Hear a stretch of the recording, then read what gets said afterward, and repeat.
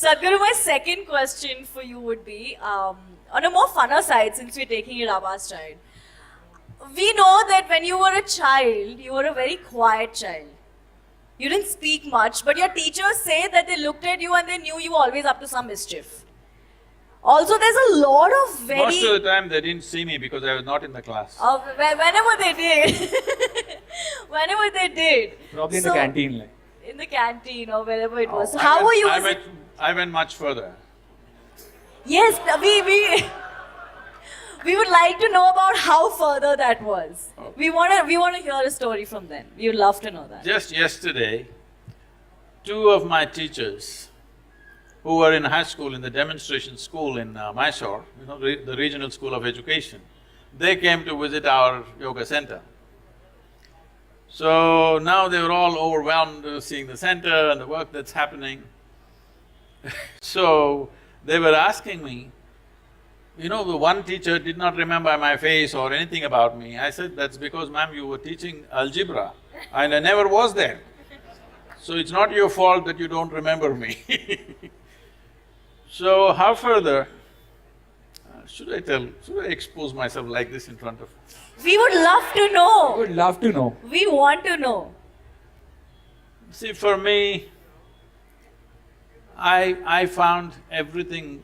Fortunately, the school was located in a place where there was a whole lot of nature, there was a lake close by and forest and everything.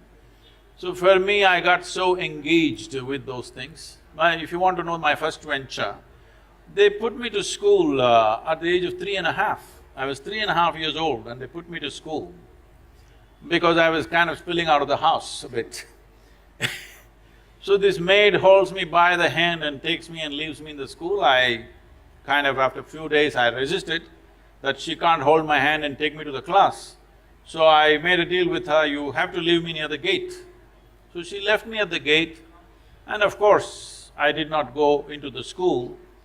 I found the Grand Canyon, really. And I explored life and it was so fantastic. Over 3 months passed like this and somehow they discovered I have not been going to school for 3.5 months. But the worst thing they did was, when I came home, they were all accusing me, you have been playing in the gutter. They reduced a Grand Canyon into a gutter. So in my experience, it was like a Grand Canyon. I collected a whole lot of species. Maybe, I don't know, I was working for a biology PhD or something, but they made all that into trash and said you're playing in the gutter. I thought I was the youngest guy to bunk, like I bunked school in 6th standard, but then no comparison. 3.5 years old, no one can beat that. Also, speaking of schooling and parents and careers, right now, we're in an age where there's so many different offbeat careers coming up. As YouTubers, we get this question all the time, how did you talk to your parents about it? How do we convince our parents about this really new career that we have? I want to ask you, if you had to convince your parents and tell them that this is what you… how did that discussion go? Did that happen where you had to sit them down and tell them that this is what I'm going to do for the rest of my life? I want to do YouTube now, like did that happen with you too?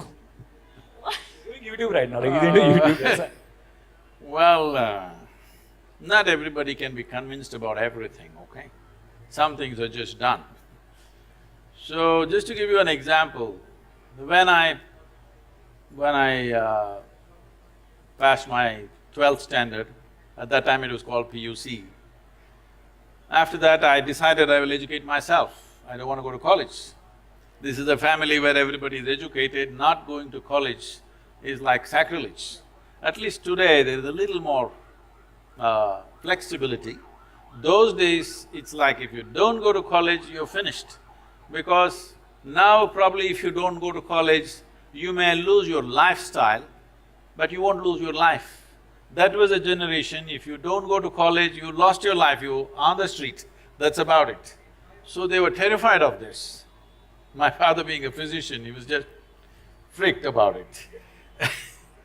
He is a very studious man, all his life, first, second, third in everything that he has done.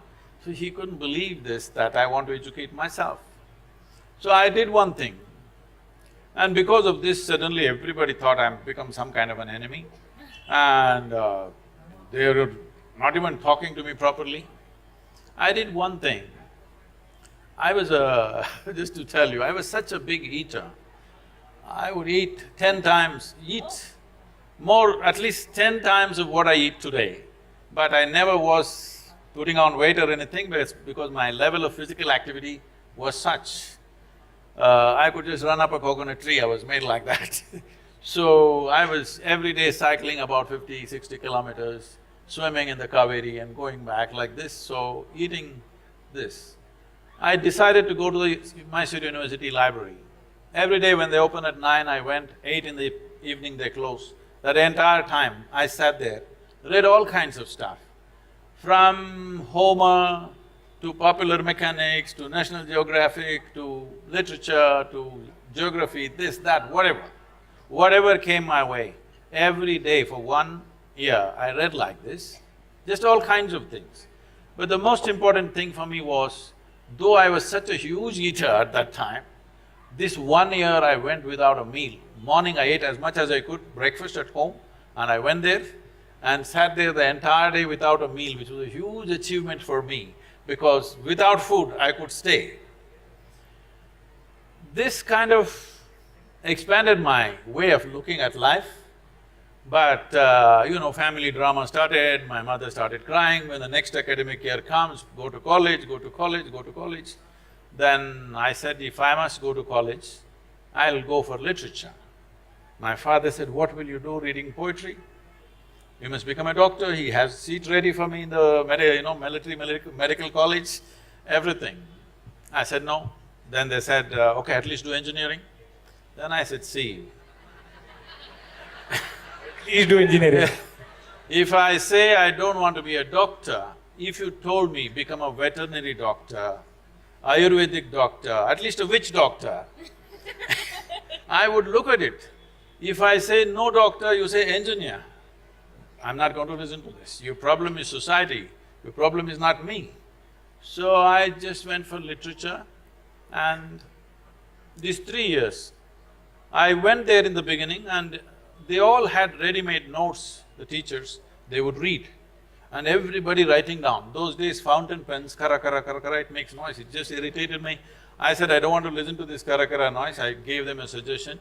If you give that notes wherever you got it, we will photocopy it and give it back to you. We don't have to come, you don't have to come. Then if I'm there, I'll ask 100 questions. So they didn't like it, then I made a deal with all the teachers that they'll give me attendance. That was my only concern. So once a month I went to college just to check if they're keeping their part of the deal.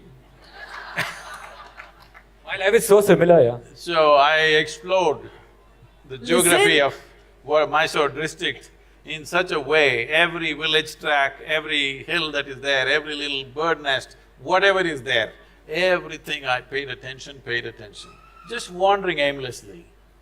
But today, like when I went for the Rally for Rivers board where all the top experts are there, some questions came up and I just telling them casually, they said, Sadhguru, how do you know all this? I said, what was aimless wandering? Where I paid absolute attention to everything, from a worm to an insect to anything and everything I paid attention. Now it's become formidable knowledge. I never intended to learn anything, I just paid attention because it was life. And this is all it takes. We have come here to live. There is no other damn purpose. Those of them who want to go to heaven can go today. Why are they postponing? If it's such a great place, I don't see why you should postpone it, isn't it so? This is very important for the youth. If anybody says there is a better place than this earth, it is a crime. It's because of that we have destroyed so many things here.